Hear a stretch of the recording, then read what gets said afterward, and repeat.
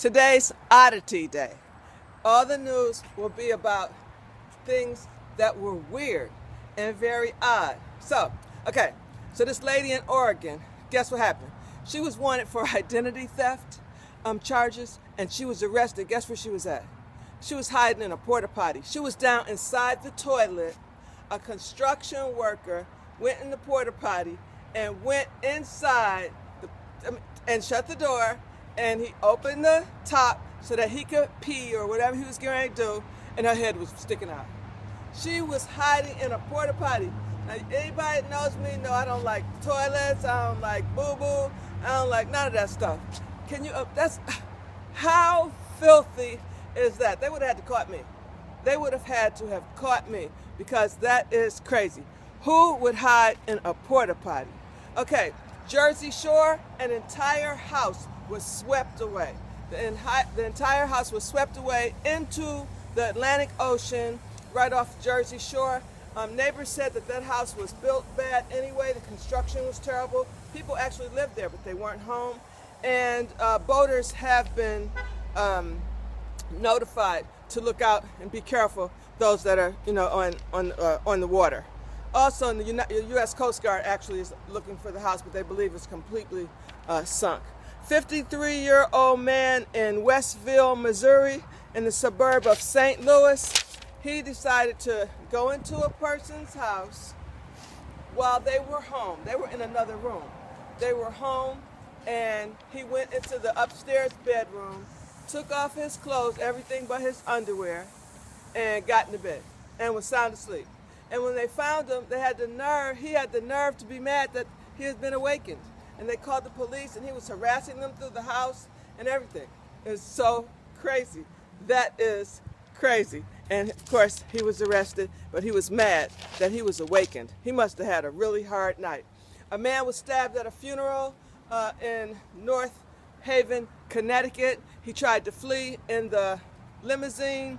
54-year-old Robert Ferry was at a funeral, got into an argument, and stabbed this person at the funeral, stabbed him 3 or 4 times, and he's in critical condition. The person he stabbed, he was caught, and he's been charged with attempted murder. A police officer said that he caught his burglar because the burglar actually dropped his wallet as he was fleeing from the police, and he had his driver's license and everything in it. This burglar worked for a nursing home and drove a van for the nursing home, and he actually was burglarizing cars while he's working in the van. When he's alone, he just stops the unlocked cars, go in there. He's stolen laptops, people's identification, people that left money in the car. It's very important that you don't leave anything in your car, especially if your car is unlocked. Well, he was caught because he was stupid and he dropped his wallet.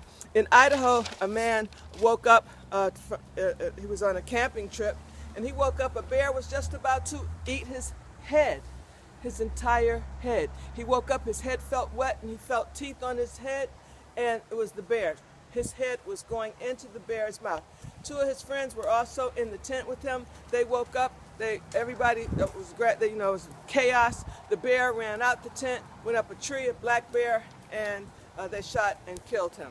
That's the second time this year in Idaho that there's been a black bear attack. I don't know why these people be going out in these woods and want to be in woods with bears, or camp where bears are at, or go around walking through the woods and bears are there and alligators. It's crazy. In Orlando, Florida, we've had a king cobra that was owned legally by a man, and he woke up the next morning and his king cobra was gone. They've been on the hunt for this king cobra for the last 2 months here in Orlando, Florida, and he was just finally found yesterday in a house 2 doors down in the person's dryer. The lady went to open her dryer, and she said she heard hissing, and of course everyone in the neighborhood knows that this king cobra is missing. So as soon as she heard the hissing, she shut that door quick as possible and called the police, and it turned out that's where the 20-foot king cobra was. He's been on the loose for 2 months, and now he's back at home with the owner. The owner can legally hold him and have him. So, all right, you guys, this was Oddities Day. Gotta go. Have a great day, and I'll talk to you tomorrow.